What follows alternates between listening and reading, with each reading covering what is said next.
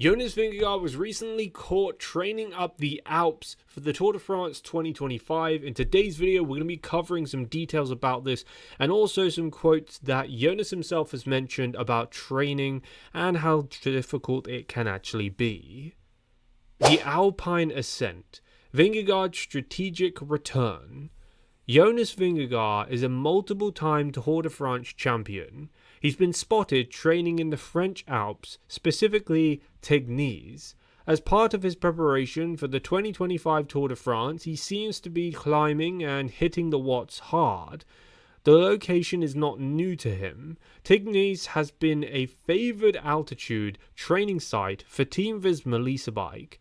It offers high altitude conditions that are pretty much essential to get that high level in terms of Tour de France winning capability. The acclimatization is pretty tough, but maybe they back off the load a little bit and take a couple of days rest once they're adapting. The choice of this location is 100% strategic. Training at high altitude stimulates the production of red blood cells, enhancing oxygen delivery to muscles. It's critical for endurance athletes. But the challenging terrain kind of mirrors the mountainous stages of the Tour de France, allowing Vingegaard to almost simulate race conditions and fine-tune his climbing prowess. It's just now the fans have kind of caught on where he is. I don't think he's really enjoying himself with all these people trying to ride with him. Or maybe he is. I don't know. Recovery and resilience. Overcoming setbacks. So unless you've been living under a rock, you'll know that Jonas Vingegaard had a pretty bad crash and the past month has been really struggling in his training and also his race calendar. Early in the season, Vingegaard faced significant challenges, including a crash at Paris-Nice that resulted in a hand injury. This incident forced him to withdraw from the race and focus on recovery. Despite these setbacks, his commitment to returning to peak form is pretty obvious, and he's training and getting really serious now. His presence in the Alps signifies not just a physical recovery, but also a physiological readiness. It's a readiness to defend his title. The high altitude environment provides the perfect setting for rebuilding strength and confidence, essential components for a successful Tour de France campaign. The science of altitude training, gaining the competitive edge. Altitude training is a well-established method to enhance athletic performance. By training in environments with lower oxygen levels, athletes like Vingegaard can induce psychological adaptations and physiological adaptations that improve his overall performance, but more importantly, oxygen efficiency. These adaptations are crucial for endurance events like the Tour de France, where oxygen delivery to muscles can be a limiting factor in performance. There's a lot of differences in training at altitude to training at sea level, and I'm not going to bore you with all of them, but let's just say that the secluded nature of Tignes offers a controlled environment where Vingegaard can pretty much solely concentrate on training, recovery, and strategy without the interruptions of daily life or busy traffic on the road. Historical context. The Alps as a training ground. The French Alps have also long been a training ground for many elite cyclists.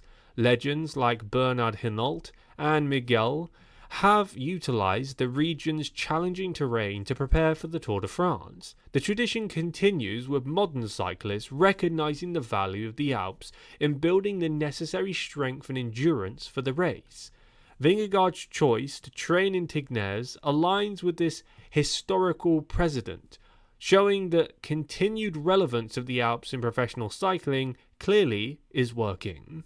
The combination of altitude, terrain, and seclusion makes it pretty much perfect for comprehensive race preparation. Implications for the 2025 Tour de France, a champion's mindset. Vingegaard's dedicated training in the Alps sends a clear message to his competitors. He is fully committed to try and claw back the fitness he had before the crash. He's also fully committed to defending his title. His strategic approach focuses on altitude training and also fast recovery. It positions him as a pretty formidable contender for the 2025 Tour de France. But if you haven't seen my video saying Jonas Vingegaard is cooked, then feel free to take a look at that, where I dived into how some fans believe it's pretty much over for him, at least for this year anyway. As the race fast approaches, all eyes are going to be on Pogačar, Vingegaard, Van der Poel, Tom Pidcock, Remco Evenepoel and the other big names, but their preparation is going to pay off.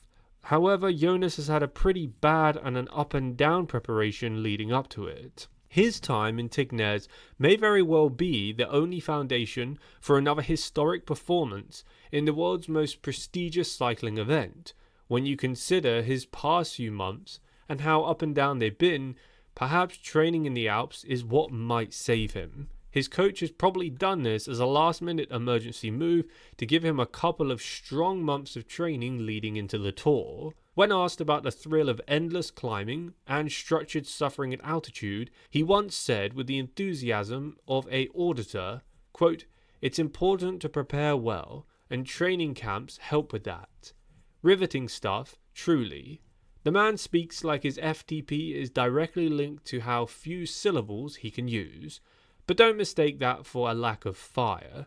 This is the same guy who said post-2023 altitude stint, quote, "Training at altitude makes a difference. You feel it in the legs after a few weeks." In Jonas speak, that's basically screaming, "I love this stuff." So cut to 2025, and where do we find Vingegaard? Surprise, back in the Alps, because nothing says rebuild from injury and scare your rivals like a few thousand meters of suffering with a camera lens just barely catching you mid-interval. Fans were stunned when he was spotted riding again, less because he was riding and more because he was they all thought that he was quietly regenerating in a cryogenic chamber somewhere in Denmark.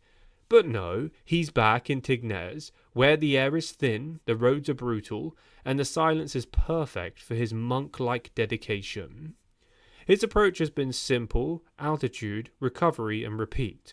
Quote, "You just focus on the training, the food, the rest, nothing else," he said. That might sound like the dullest Netflix documentary pitch ever, but it's his secret weapon. While other riders play media darlings or launch NFTs, Jonas is up there sipping beet juice and riding to nowhere in particular.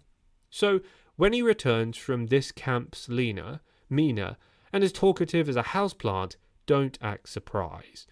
He's not here to win press conferences. He's here to turn 20-minute climbs into funeral processions for everyone else. Because for Jonas Vingegaard, training camps aren't exciting, they're actually lethal. So, let's see what the cycling world actually thinks. Is this training camp a last-minute attempt to regain or claw back the fitness that he had before the crash, or is it just not going to happen? Comment down below your honest opinions on what you think is going to happen, because I really think he is cooked. That's why I made the past video a few days ago, and I was honest about it, and I covered key points by other people in the cycling world, also including quotes. And I believe that that crash pretty much ended his year in cycling. Not his career, but this year, 2025. Because if you looked at Jonas before that crash, he was actually in pretty decent shape, and he looked like he could have at least challenged Tadej Pogačar. Since that crash, he's looked shaken, he's not been as strong, as confident, even in interviews. The guy definitely is questioning himself, and I feel like because of the injury, he hasn't been able to train as hard. We had this with Remco Evenepoel. He struggled greatly after his crash in training after some accident with a postal vehicle. I mean, that's really bad luck, because it wasn't even in a race. But he managed to come back, and he's still in some pretty relatively good shape, but I don't think he's as fit as he would have been had he have not had the crash. Obviously, it's just common sense. Like the video, subscribe if you're new to stay up to date with all of the latest cycling news, cycling drama, and cycling results, and don't forget to comment down below your opinions. Catch you guys in the next one.